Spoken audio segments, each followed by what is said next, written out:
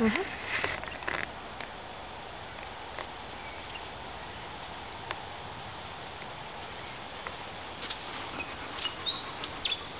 Hi folks, this is Dragon. This series of videos is on how to render animal fat down to make candles and subsequently homemade soap. The idea today is how to show how to make homemade candles. There's lots of information on the net about it, but I thought I'd give it a go myself. Never tried it before, and I've learned a few things that aren't really well explained on the net. Okay, first part is the fat. You can use fat off pig, cow, we've used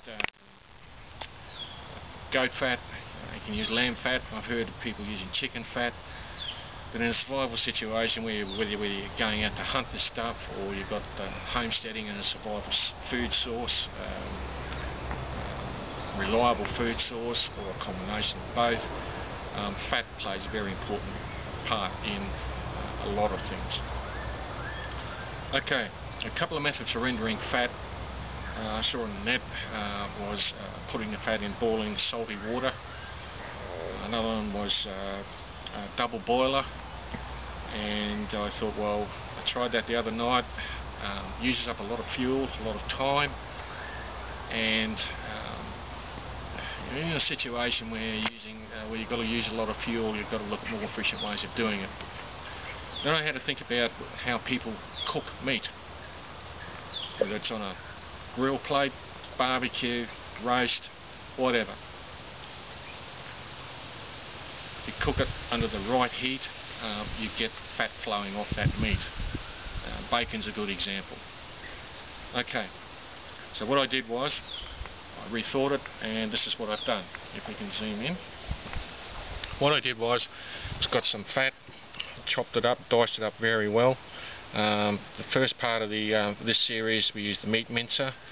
Something broke on that, so just be aware that even old age items or old time items, they do break. Alternative is chop the fat up very finely. If you have a look, I've cut it up very finely. The crispy bits in there, the fat's already been extracted out. I've pre-prepared this to save a bit of camera time. So just light it. Now the key to this is heat control. You must control the heat. The last thing you want is a fat fire. I've seen them before. People panic. The first thing they do is throw a glass of water in there, put the fire out. Not on. Forms a very volatile mix. You've got steam and hot fat and stuff going everywhere. It causes more damage and can hurt a lot of people. The other thing is, people use fire extinguishers. I've seen that done before too. Didn't work too well. So if you get a fat fire, the first thing you do, throw that on the top, remove it from the heat. That smothers it. That's the best way to put a fat fire out. Okay. Now if we zoom in on this, as I said, I've pre-prepared this. It's on a very low temperature at the moment. This is something you've got to be careful about. This temperature control of this, so this doesn't go up in a ball of flame. You can see in there, that's fat. Alright, just cooking it like that, same as what you would do on a hot plate, a grill, barbecue, whatever, under very, very low temperature. The crispy bits in there, the fat's already been extracted out of it. There's still some marble bits there. There's still quite a bit of fat in there. Alright, having done that, let's turn it off.